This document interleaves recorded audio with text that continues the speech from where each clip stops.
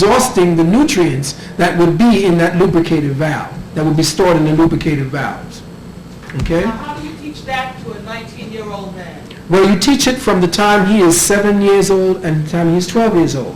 You channel that energy into things that we know, or we used to do as men. When you have men going through men rituals, you deal with them in warrior things. You have to channel that testosterone. That thing is that if you don't know how to channel testosterone on a young man, you got problems. If you don't give him something to conquer, that's why they take our children. Why do you think they call it?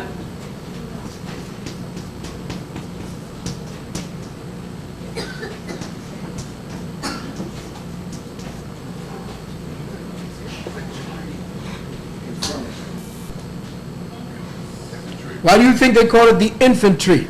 Because they get your children when they're 18 years old. When they're at their peak, when as men, they have that ability to be at their peak. So they always have to try to find a war to crop these men, because essentially at this time they can be popping babies all over the place or be turned inward to your society if you ain't got nothing for them. Just like they're getting ready to send all these young boys over there to Bosnia to fight a goddamn war. They need to crop all these young brothers that's up here. You're going to see a bunch of white boys going over there, but you ain't going to see who it is they're really shipping. You see who it was they got? 3 Puerto Ricans. That was deep, wasn't it? Yes. And I tell you something, who's up there in the front? All right, they got your children. So the young male must be raised by the elder male, the alpha male. The alpha male is the one who raises a young male, not an alpha female. It doesn't work that way. You have to put the men to the men and the women to the women. And there are differences. If you start blending them and telling them, let's act like each other, you're going to cause a whole lot of confusion. Young men don't want to feel that. They want to feel like they want to conquer something. So give them something constructive to do and let them conquer themselves first. So they understand what it's like to be a man and don't feel depreciated every time they want to express themselves. The only way that they feel that they can create anything is when they see a baby. Because that's the only thing he has left is his dick. You think about that. You don't see it that way because you're not a man. So you can't tell me as a woman what I need to be as a man. I know what I have to do. I just don't have the opportunity, or I don't have the wherewithal to be able to do what I want to do. So the dilemma is, what are we going to do about alleviating that? You see? And that's it. The situation is we got to get to our children and get them out of this. We got to get them into a career. Get our children going into career day and then teaching them how to play basketball. Our girls. We're going to teach our girls to play basketball? Sure. Okay. It's a men's thing. You take your big brown balls and try to get into a white pussy. That's all the game is. The ones who can do that the best get big money. The arenas don't belong to you. The money that come in the gate don't belong to you. You're a high-classed, high-paid idol to worship. And 99, 44, 100% of the time of these kids play in college never go on to play any kind of ball. Now they got women doing it. Because so much of y'all are so professional now, we don't know what the hell to do with y'all. Y'all might as well play basketball. Next one. Okay, we ready to take that break? Okay, one more question before we take the break. Yes. And I would like to know how can I get my body back in tune with nature? And would you recommend or how can I use the rhythm method? Oh, yes. That's a beautiful question. How is it that a woman can tell when she's fertile so she knows when she's, making love that the man's sperm? Remember, the man's sperm lives an average of 5 days in the body. It's your heat that kills it. Your sperm is an invader to the body. So everything your body does when sperm gets in there is trying to fight it. Okay? The sperm has to determine itself stronger than your determination not to get pregnant. So all the time, depending on penetration, depending on how strong the male are that you're with, you will get pregnant if you're receptive. Women of the ancient days knew when they were ready because they chose the time to ovulate. You never ovulated before automatically, sisters, This was a result of your degenerative states. You had no more choice over what was supposed to be a function based on choice. When you are ready to be pregnant, you never did anything to degenerate your body. How is it that nature will create a function that degenerates you and you say that's natural? How is it that bleeding every month somehow gives you a higher, more proficient sense of self, tells you you're a woman, or makes you superior to the man? That's what this whole feminist thing is. Because we bleed, men are afraid of us when we bleed. You goddamn right we're afraid of you, because you go crazy sometimes when you bleed. So we understand madness. Sisters have accommodated the madness now because they don't know what to do to stop it. And no one is teaching you that. They're only putting you into these particular positions to keep you further from the fact that you are degenerating. So when you know that you are ovulating, your body will tell you, your instincts. You must raise your instincts again back to the level of where your great, great, great ancestors were. Your body can tell you from inside, just like you can be told from inside exactly what it is your body needs. Your cells work on instincts. So that intuition, into it, you get into it. And you understand that body. And when you understand that body, your body will talk to you and tell you when you're pregnant, when you're not. You can also tell when you are ready for having a baby, because you can take your finger and go into the vagina, and 9 times out of 10, at the time when you're fertile, the mucus will be there, will be very slick, almost to the point where you can pull it up and it'll be hanging like a thread. Watch it. If you don't want to get pregnant, the sperm literally ice skate to the egg. But if you put it down there and the discharge is thick, you know that you're not ready to have a baby. It's the simplest way. Also, astrologically, the time when you were born, look at the time of the month when the rising planet, the planet that you're in, your rising sign, wherever your rising sign is in the month, that's the time you're starting to get fertile. Okay, so when you get your astrological sign, check out what you are and what your rising sign is. Whenever that sign is at its apex, your rising sign is at its apex, watch out. Okay? And there are other ways too. You can sense it, you can feel it, you know it. You all are dates, clock oriented, you know it. You got to always watch, especially if you got a boyfriend. It's like, okay, when? Click, this time, all right? We had it here, and that's you. That's how you do it. You're a cyclic entity. We don't care. We just breathe, boom, that's it, cool. But you all have to be clocked, and the way you clock is from inside. Now you are so degenerated in your instincts, you don't know how to sense your own self, so you got to watch the calendar. That's not how you did it. So cleansing your body, your bowels, fasting at least maybe out of the month, 7 days out of the month. You could choose maybe 2, 4, 6, 2 days out of every week. And then fast, purify, take your enemas, clock nothing but fruits, vegetables at one time. If you're a meat eater, eat the fish, the deep sea fish, the ones that you probably catch and still is kicking on your table before you chop its head off. That's the kind of food you need to be eating to get back your senses, to get back your intuition, to get back your feminine instincts. Sister? Please. I wanted to add to what you just said to your don't, if anyone's thinking of doing that, don't get a Western chart done. Right. Get an Eastern chart. Right. Vedic. astrology or Right. chart. Right. That is astrology that is precise and Yeah. exact. And it deals with more sidereal rather than just the topical, get your planets here. It deals with the solar systems beyond that. Okay? All right, we're going to take a break right now, brothers and sisters, and we'll be back. 20-minute break. 20-minute break, and we'll be right back.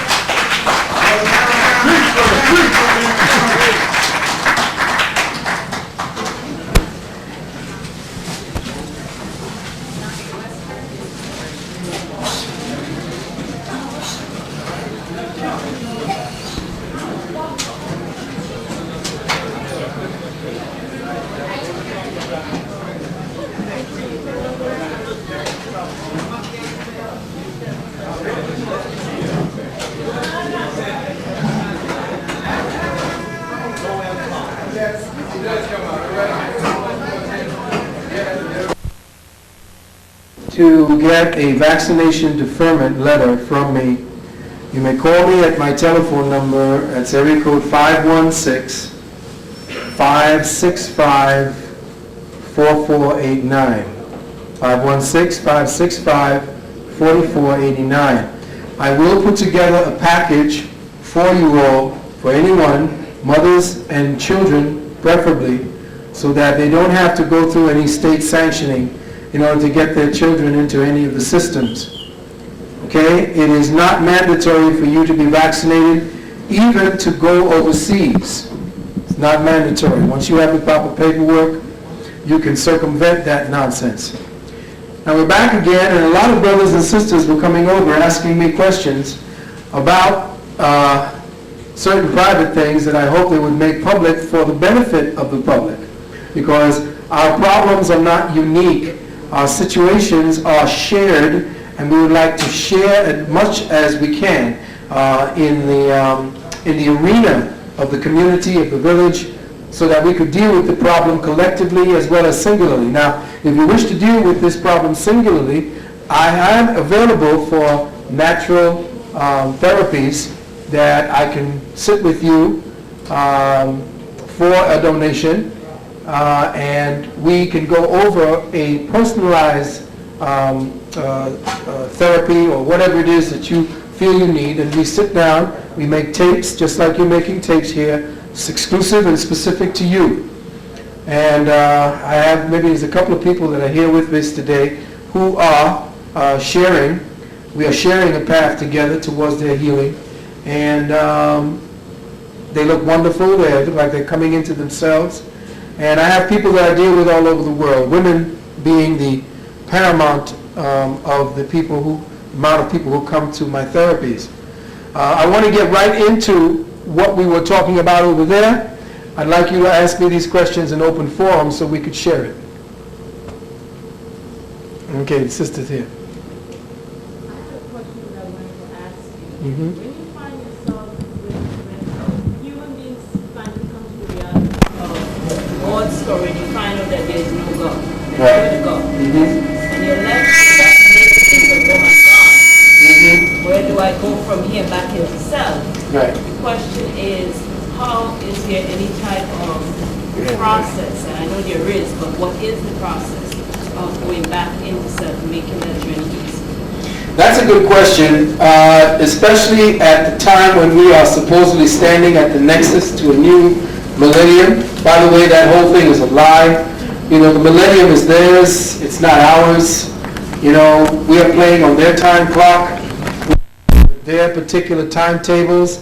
It's a patchwork of all of the other indigenous peoples' ways of processing time and space, and we're dealing with their reality. So if we believe that it's 2000 coming up, then it's 2000 for us in our own consciousness. But if we understand ourselves to be people who are over 78, 68, 66 trillion years old, then this time frame reference means nothing.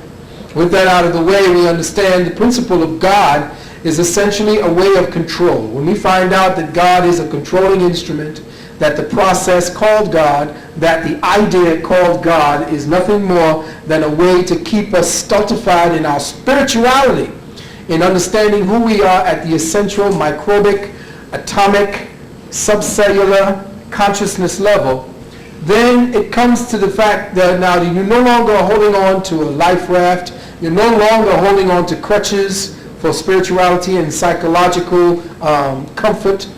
Now you see that you're left alone, you're floating out there godless, you're floating out there selfless, you're being called heathen, you're being called crazy because you don't latch on to a creed. Okay, now everybody is hanging on to the Titanic, but it doesn't mean the Titanic is going to stay afloat. Christianity now is trying to bail the Titanic called Christianity.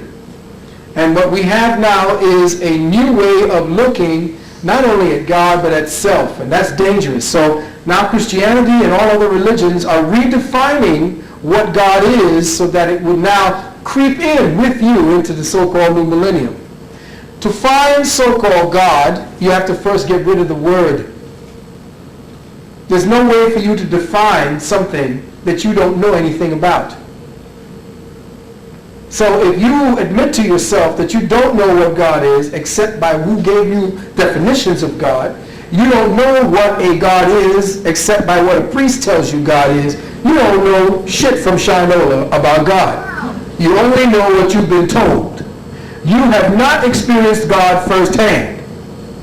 No Christian has experienced God firsthand. What they've done is they've used a theocratic dildo to mindfuck themselves into an experience.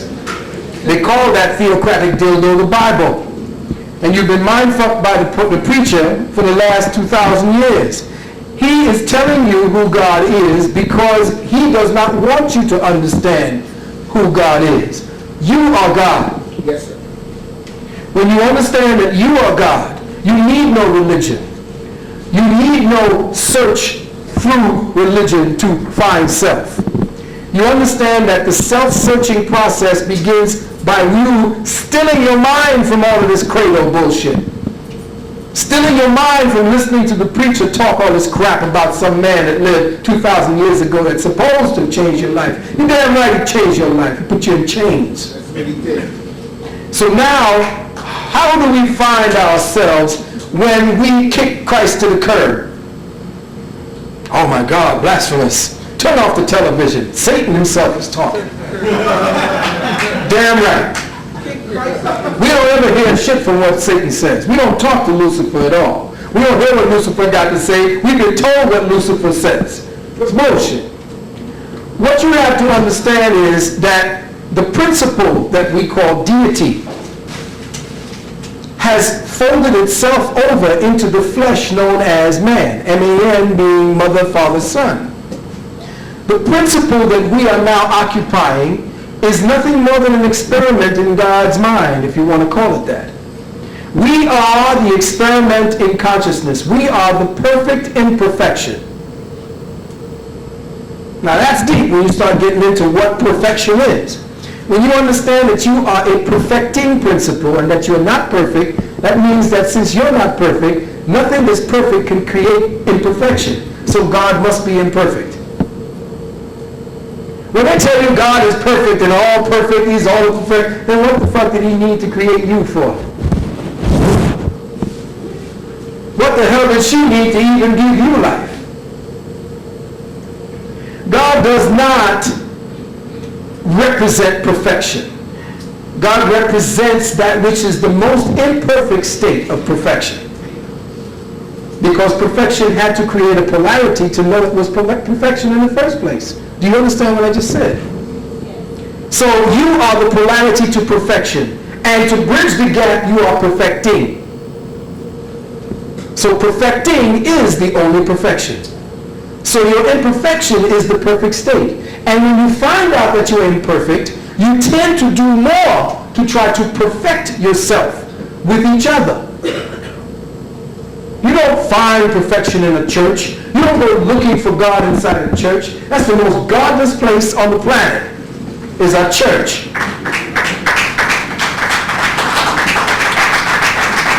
All of what it is you're trying to find by doing good deeds because the preacher tells you to. All of what you think you're going to find because you open the Bible and the Bible says, do unto others as you'd have them do unto you. You don't know that? Your mother couldn't have taught you that? Your father couldn't have taught you that? Mine did. Yeah. You know that from inside of yourself. You know what goodness is because you've been taught to understand what goodness is. You don't know to go vicariously through no image of something that never existed, you never experienced. You ain't never shook hands with Jesus and say, yo, what's happening? Jesus ain't never give you no money. The only money you either got from welfare or somebody gave you money or you may not earned it. All of this is pimping your mind. All of this is pimping. It's theocratic pimping. It's pimpery. And that's all the church is. They pimp your mind and they pimp your ability to see that you are God. And that you don't need no Christ telling you shit. You don't need nobody dying because you're the one dying, not Christ. He died already. Tell you he died for your sins and now you just have to believe in him. Yet still they're shooting at you 41 times. What you talking about? Where was Christ then? Good question. See, that's a lot of bullshit. The church and the state work together to keep you mind fucked. They take turns giving it to you. So when you get out of the state of understanding that, now you go inside. Now you question by observation. Now you look, as I was teaching the younger brothers and sister at Diddy Forest today, when you look into the thought process and you see all that you have cataloged as your experience, cataloged as your education, when you see the amount of garbage that you've accumulated, it's just like spring cleaning. You open a closet and everything falls out on you.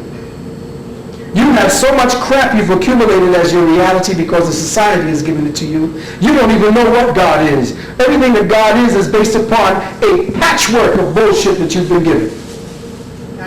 A patchwork. I mean, you got a quilt of crap that comes in the form of Charlton Heston and Jeffrey Hunter and all that old bullshit. That's all you hear. And then this faggot Jesus is telling you, oh my brother, oh, you want to see all that garbage? That's to keep you distracted. Now everybody say, well, why don't you have no respect for Bruce Willis? I don't have respect for people who feel that they have to abdicate and surrender their common sense because they have to believe in something. It's like people need to believe in something greater than themselves. When you understand that you are God, you don't need to believe in anything outside of that, and then you move mountains. T-Tribe, brother. Don't need to be waiting for no God to move the mountain for you. It's bullshit. You get up and do it yourself, and you find God in the things you do, not waiting for God to give you something and reveal something to you. It is in your doing that you get the revelation that you are God. That's right. T-Tribe, brother. See, when that happens, then you begin to understand the principles of polarity where God manifests as man and woman. Then you understand that by the very design that you have, the fact that there's a penis and a vagina, an in and an out, then you understand that there's a function to those things. It ain't about what you do as a career that defines you as a woman. It's who you are that defines you as a woman, not what you do. And they want you to redefine yourself through your doing, not through your being. And that's why my sisters are in trouble right now. Because they're too busy being human doings rather than human beings. And when the time comes for you to understand who you are in your being, all of this shit just completely negates itself. Because you secede from that activity and you find it's destructive activity. That's the awakening of intelligence. Right now you think you're smart. So you do things that smart people do. That's why you're sick, because smart people think they're smart. But then when you begin to look at intelligently what it is you are doing, then you understand that intelligence dictates to your thoughts. When intelligence dictates to thoughts, thoughts becomes intelligence. But when thought thinks it needs to dictate to intelligence, thought then use a catalog. Thought can only go to an inventory of accumulated bullshit like pride, anger, jealousy, madness. That's all thought has. Thought is nothing else but a catalog carrier. All it is a container. Thought can't solve your problems. Can you think of a future thought that never existed before? Think about that. Give me a new thought, brothers, sisters. Give me something that never existed before.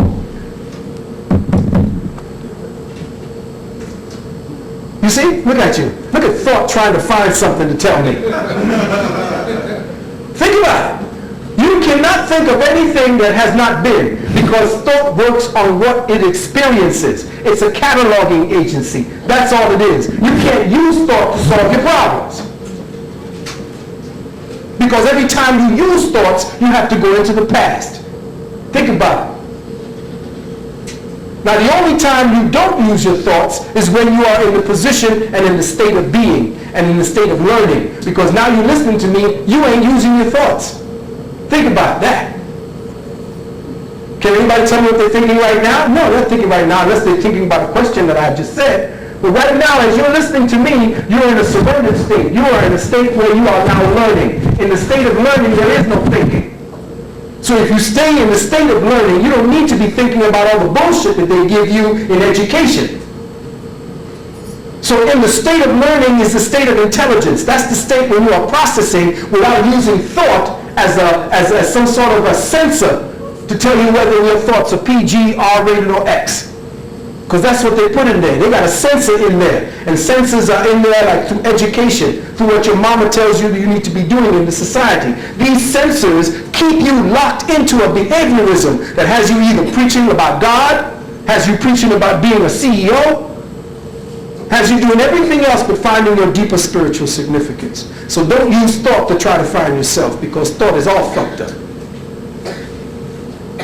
Okay, so meditation is about you looking into your thinking process and then observing the inventory without judgment. Can you observe the inventory of all the crap you got in your body, in your mind? Can you look at that without saying, I didn't like what I did there. Oh, shit, that was good. I mean, you're constantly judging who you are because the world tells you, judge yourself. Constantly judge yourself. When you're not a good enough Christian. How do I get to be a better Christian? Well, read this book and I'll tell you how to be a better Christian. Constantly looking for information verification.